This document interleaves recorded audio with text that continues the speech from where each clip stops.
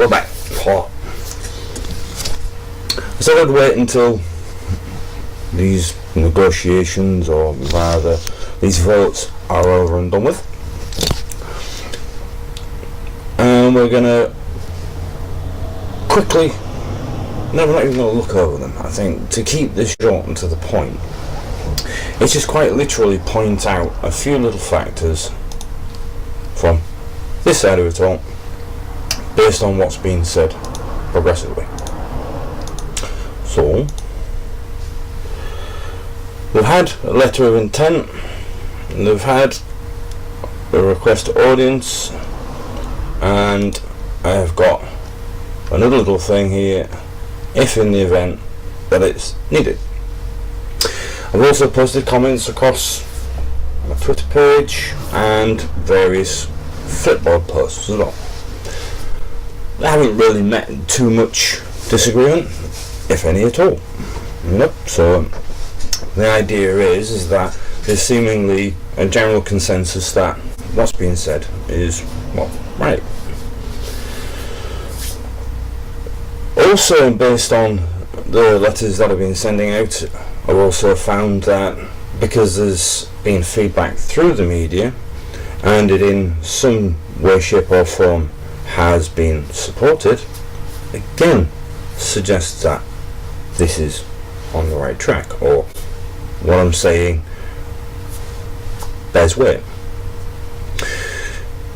But by the time we've finished looking at different newspapers, looking at different feeds coming in from the European Union, looking at things like question time and whatnot, so what you've actually got is a real-time audience view, opinion feedback and that,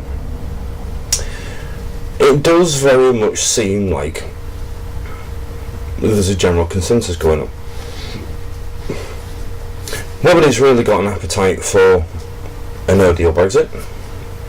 Nobody's really got an appetite for a second referendum. Nobody's even got an appetite for a general election, and basically people still, in one capacity or another, wish to leave. So it kind of identifies a path forward. Would you not agree? Yeah. There's, again, as found across YouTube and many other mediums, that there are still pros and cons to either which way. There's still a debate on whether who loses out and who gains, who needs one more than the other, and vice versa. Within it all, Plan A failed. It's fine. Obviously, the Parliament decided. Therefore, in itself, there's a decision being made. A Plan B was brought forward, and again, there's still some sense of disagreement within it all. So, some say that it's a tweaking of Plan A, so ultimately, it's still the same.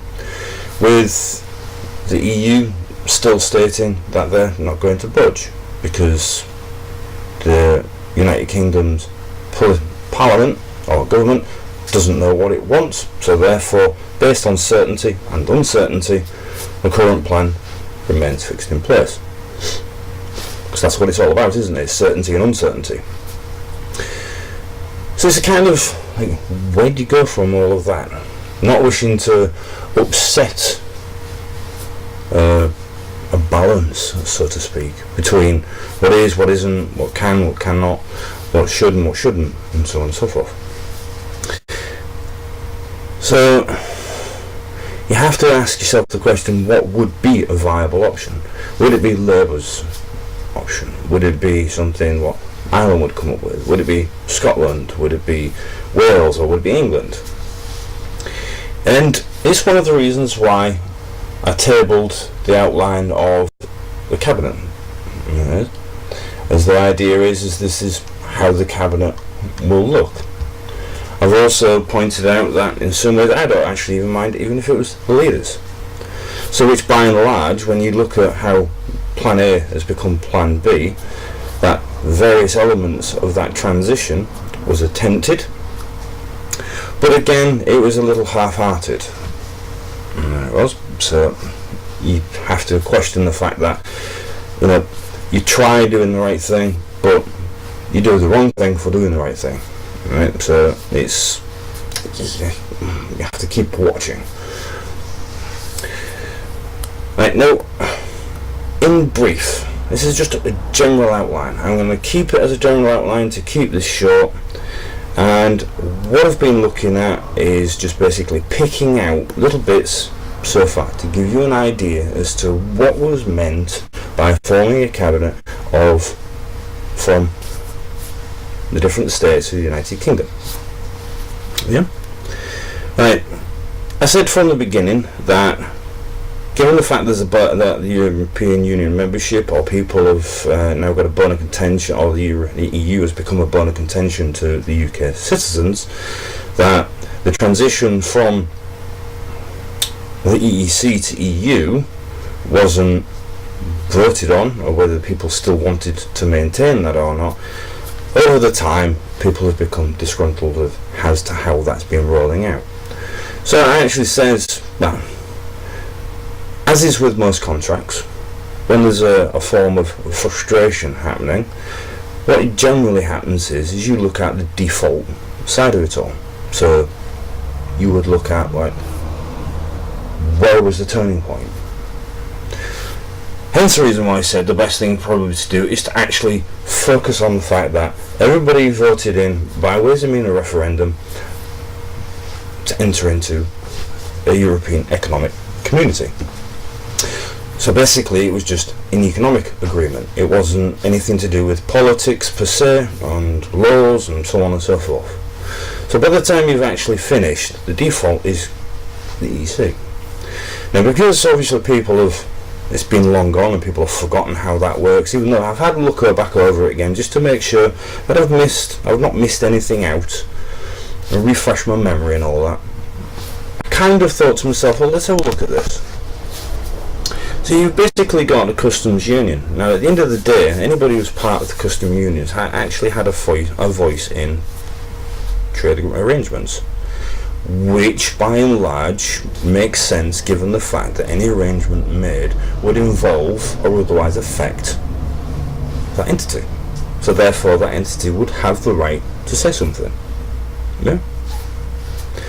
Because things have in fact evolved over the years, you have to start looking at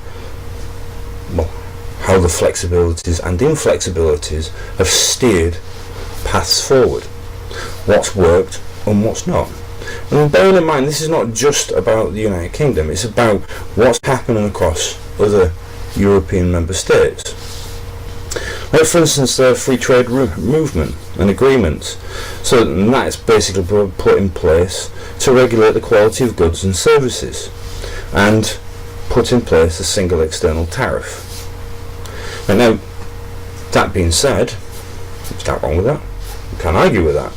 Right? But the issue is whilst all arrangements have been made through the actual European Union, and a lot of the stuff we buy off the European Union is not always, conducive to what we need. Not only that, it limits on what goes back. So if we need to actually bring something in terms of what we need and the European Union doesn't have, then having our own capability to be able to bring in other resources to satisfy our needs, and if there are any surplus to requirements, having the ability to arrange our own trade agreements would make sense, because what it means then is the European Union then has the opportunity then to acquire other goods through us, and then obviously through the same regulations as I've placed here, they're able to agree and sign new trade deals under the trade agreement.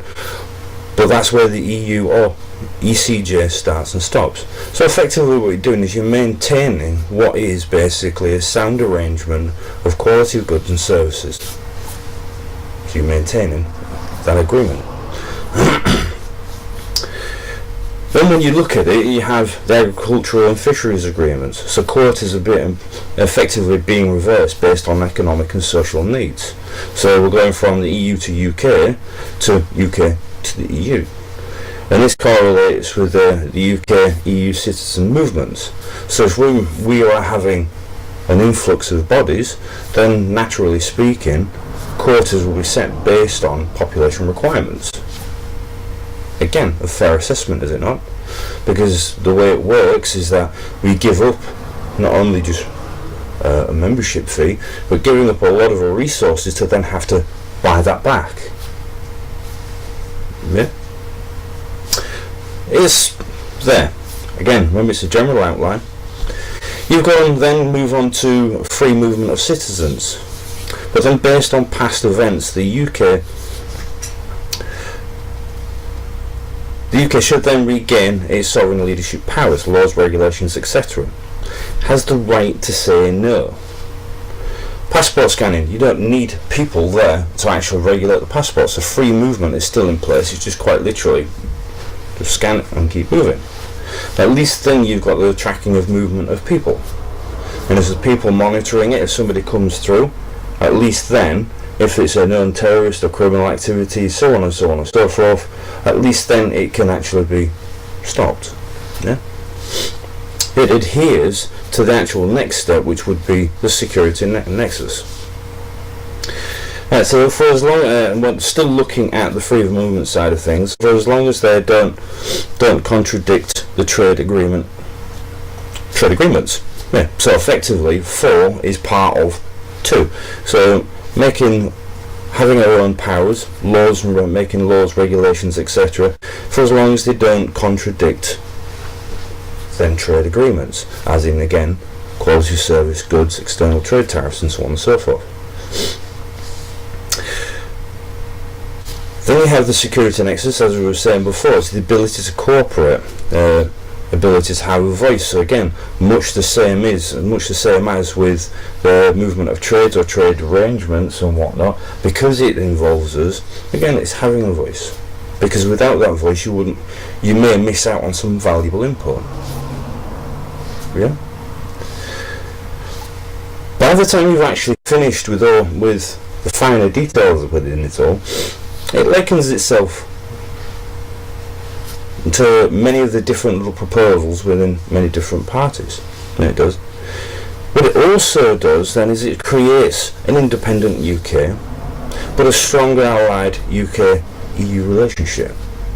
Because we're still working with each other, as we did in the original EEC agreement, but what's happening is we're maintaining an independent state, which allows us to then sort out any of our own affairs without having somebody saying, well, no, we're going to deal with it, you're not allowed to do that because it conflicts with this and this. So by the time you've actually finished, it actually creates far more bureaucracy, so it's the reverse polarity of some of the arguments, yeah, because of certain autocracy. Right, now, again, it's the independence. It's the independent side of things. Hence the reason why other political parties were born. As the UK wishes to have its own independence, to be able to regulate its own laws, its own life, within its own, own criteria. But again, at the same token, creating trade between either side is an equally valuable asset for both sides to have. Hence the reason why the EU is steadfast in their side of it all, and likewise with the UK. Yeah. So that's kind of what I'm looking at the moment. That's what I have been looking at, is picking out various elements. And this is what I was encouraging the political realms to actually do. Because when you're building a plan, knowing, and it actually supports what the EU says. So again, I'm not against the European Union. I never have been. I have an issue with some of the things that's been going on and how they're handling things. Of course I have. Yeah, and I think things could be handled better, and so on and so forth. I think in some ways that they've evolved way too quickly and to a point where they're unable to actually manage it all. Yeah. So again, where a lot of these issues have actually been born from. But looking at handling the dispute in itself and letting people get on with it, letting people know that I am actually in the background and I am actually watching. Yeah, in some ways I've been a little bit forceful, but in the others I have to be, in order to ensure that timings are put in place for people to work towards, to ensure that things are kept moving. Because without it, well, people just become stagnant or stationary. Yeah? Things become very static and you just don't get anything done.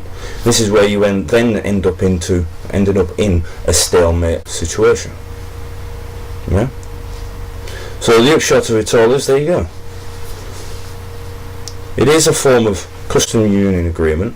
It's pretty much everything that was in play prior to moving over to a European Union political structure.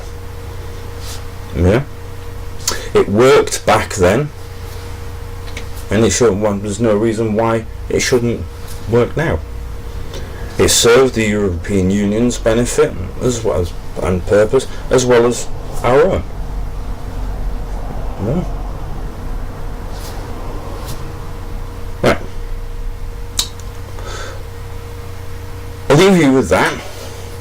Like I said, I'm just letting you know that I'm watching still. If this does get any further out of hand as we move into February, as I've already outlined in one letter, if this still isn't dealt with, no, it doesn't. A general election does not necessarily mean it will resolve the problem. Nor will a referendum resolve the problem. Because again, harking back to what's already been said, if no idea is really found as to what people want or need, then really you're only going to be creating grounds for more confusion. Yeah? The same with referendums is the same with any other, I suppose you could say, sport, really. If there's no other variables attached to it, no illegal activities, yada yada, so on and so forth, if one participant of a race passes the line first, and somebody in the second person obviously passes within a whisker, passes second with a whisker from the first, you don't turn around and say, well, I didn't like that result. Yeah, the second runner, you know, he or she's the winner, or it's the winner. No, you accept the fact that the person or the entity that came across first is the winner. Yeah? So let it be said that that is what a referendum is. A decision was made, no matter how narrow the margin. And to keep going backwards and forwards from that is like, as some people have been saying, it's like, oh, we didn't get the first, yeah, best of three. It's not rock, paper, scissors, you know, it's not rock, paper, scissors. You know.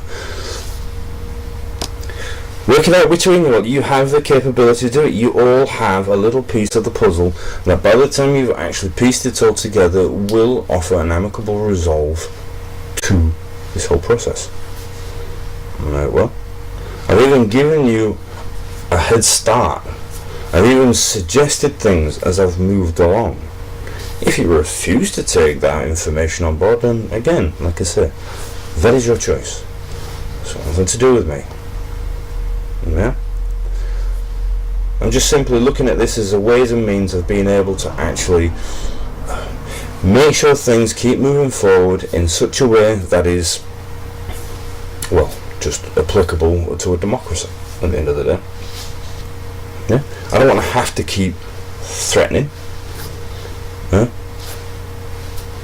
And saying that I have no right to do so, and then blocking out anything is hypocritical to a point, whereas your politicians are suggesting that they have the right to block out other people.